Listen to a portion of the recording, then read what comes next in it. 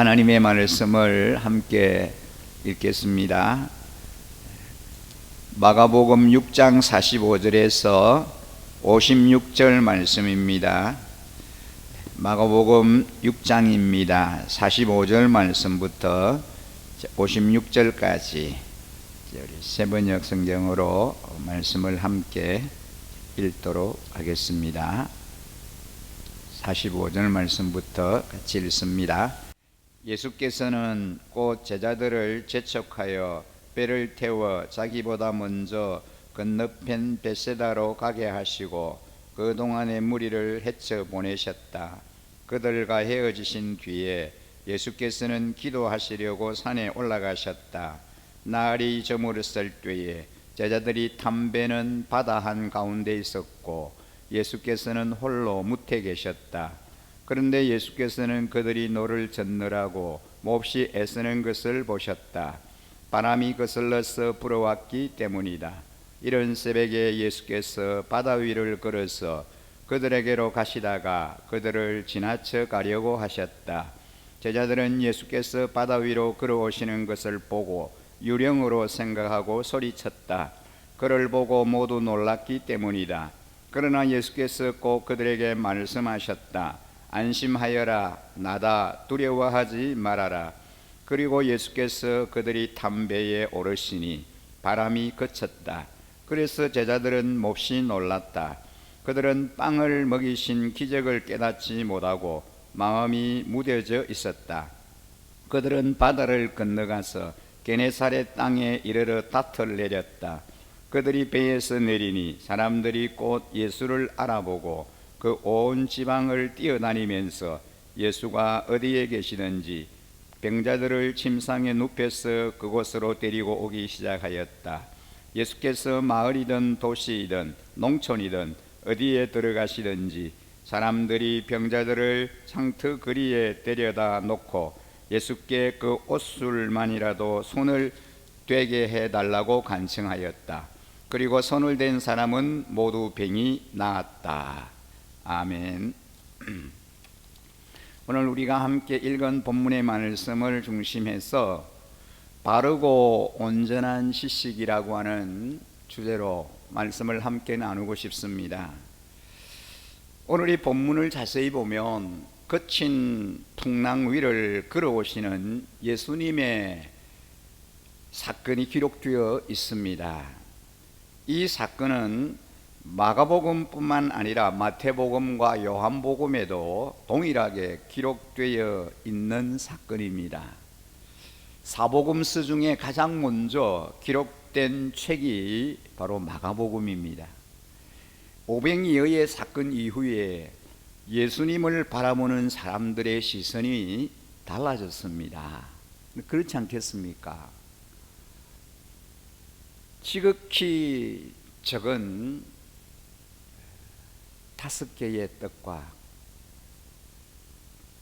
지극히 적은 물고기 2마리를 가지고 5,000명이 넘는 수많은 사람들을 먹이고도 많은 것을 남기는 이 놀라운 기적을 그들이 직접 경험했기 때문입니다. 이 사건 이후에 예수님을 향한 많은 사람들의 생각이나 시선이 예전과는 완전히 달라져 있었습니다. 이스라엘 백성들은 그들의 궁핍과 흙이 진 그들의 그 배, 그리고 그들의 고통과 눈물을 닦아주고 해결해 줄 메시아를 기다리고 있었습니다. 그런데 그들의 필요를 채우시고 기적을 일으키시는 예수님이야말로 그들이 찾던 바로 그 메시아의 모습과 일치했던 거죠.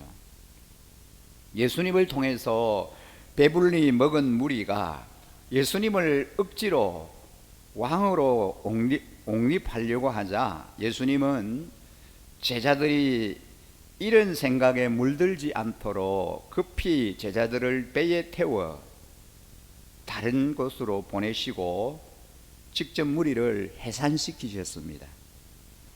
제자들에게 빨리 건너편으로 가 있으라, 라고 말씀하시고 이 사람들을 다 달려보내고 내가 뒤따라가겠다라고 말씀하십니다. 그 뒤에 제자들은 배를 타고 건너편으로 갔고 예수님은 사람들을 다 돌려보낸 뒤에 이제 산으로 올라가셨습니다. 그리고 오랜만에 홀로 아버지 하나님과 조용히 교제하는 시간을 가지셨습니다. 예수님이 기도하시는 동안 제자들은 배를 타고 바다와 같은 호수를 건너가고 있었습니다. 근데 제자들이 탄 배가 어떤 사연인지 앞으로 더 이상 나아가지를 못합니다. 제자들이 힘겹게 노를 지어 보지만 불어오는 이 바람 때문에 더 이상 앞으로 나가지를 못하고 있습니다. 바람 때문에 제자 공동체가 엄청 괴로움을 당하고 있습니다. 여기서 바람은 세상에서 불어오는 풍조로 해석할 수 있습니다. 그때 예수님은 바다 위를 걸어 그 바람 때문에 어려움을 당하고 있는 제자 공동체에게로 걸어오셨습니다. 초자연적인 능력을 갖고 계신 예수님이 바다 위를 걸으시는 것은 너무나도 당연한 일입니다. 마가복음 4장에서도 보면 예수님이 바람과 파도를 잠잠하라고 고요하라고 명하시자 바다가 고요해지지 않았습니까? 근데 문제는 제자들이 예수님을 알아보지 못했다라고 하는 사실입니다. 제자들은 누군가 물 위로 걸어오는 것을 보고 깜짝 놀라서 귀신이다, 유령이다 라고 외쳤습니다. 당시 유대인들은 바다를 더러운 사단의 세력이 장악하고 있는 곳이라고 모든 악한 것들이 올라오는 곳이라고 그렇게 생각했습니다. 이처럼 유대인들은 바다에서 일어나는 이 풍랑을 사단의 역사라고 생각을 했고 제자들 역시 누군가 물 위로 걸어오는 것을 보고 사단의 장난이라고 생각했습니다. 이 제자들은 눈앞에 일어나는 현상을 육신의 눈으로만 바라봤습니다. 눈을 뜨고 보고 있지만 그 이면에 감추어져 있는 의도와 가치는 깨닫지 못했습니다. 세상의 풍조가 그들의 영적인 눈을 가려 눈을 뜨고도 제대로 바라보지 못하게 만든 겁니다. 우리가 읽은 본문 48절 말씀에 보면 그런데 예수께서는 그들이 노를 젓느라고 몹시 애쓰는 것을 보시고 이른 새벽에 예수께서 바다 위를 걸어서 그들에게 가셨다라고 기록되어 있습니다. 가장 칠흑 같은 어두움의 정점이자 곧 새날이 다가오는 교차로에 제자들이 서 있었습니다. 인생의 폭풍우를 만날 때면 컴컴한 어두움에 가려 아무런 답도 보이지 않습니다. 그러나 그때야말로 하나님께서 새로운 길을 준비하시는 시간임을 기억해야 합니다. 가장 어두운 시간을 통과해야 새날을 맞게 됩니다. 예수님은 두려움과 공포에 질려 소리치는 제자들에게 나다, 나야, 그러니 두려워 마라 하시면서 그들을 안심시킵니다. 바로 그때 베드로는 예수님에게 놀라운 제안을 하기 시작합니다. 만일 주님이시거든 나에게 맹하사 나를 물 위로 오라 하소서 라고 하는 겁니다. 그런 그를 향하여 예수님이 물 위를 걸으라고 말씀하셨습니다. 믿음으로 발걸음을 내딛는 베드로는 정말 너무나 신기하게도 물 위를 걷기 시작했습니다. 기상천외한 일이 일어났습니다. 한 번도 경험해보지 못했던 정말 상상도 할 수 없는 일들이 일어나고 있는 거죠. 그러나 두려움이 그의 발목을 잡기 시작합니다. 베드로가 예수님이 아닌 사나운 바람을 바라보는 순간 그의 마음속에는 두려움이 몰려옵니다. 그와 동시에 그는 물속으로 빠져들고 맙니다. 예수님은 그런 베드로를 향하여 손을 내밀어 주시며 말씀하십니다. 믿음이 적은 자여 왜 의심하느냐. 예수님이 제자들을 따로 배에 태우신 의도가 드러나는 대목입니다. 예수님은 제자들의 이 연약한 믿음을 훈련시키고자 그들을 따로 뱃길에 오르게 하셨습니다.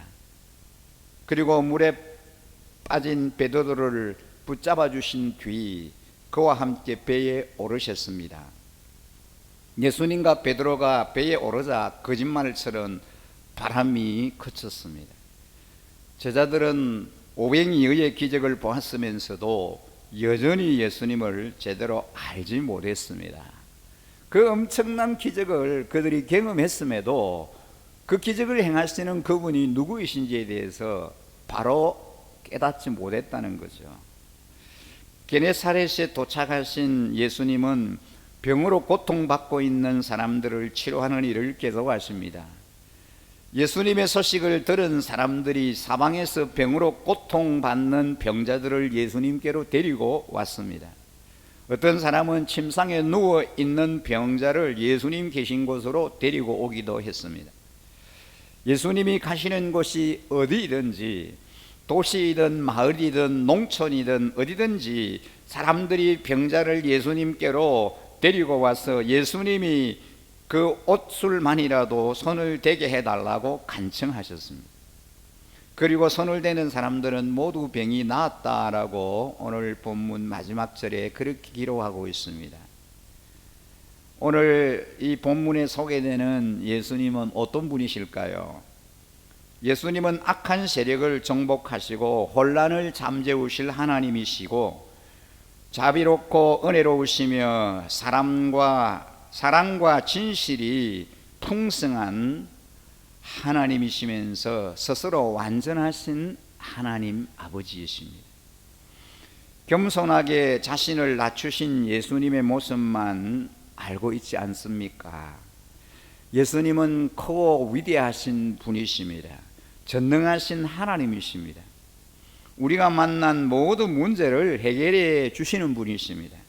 오늘 우리가 직면한 온갖 어려움과 난관을 극복해 주시는 분이 바로 주님이십니다.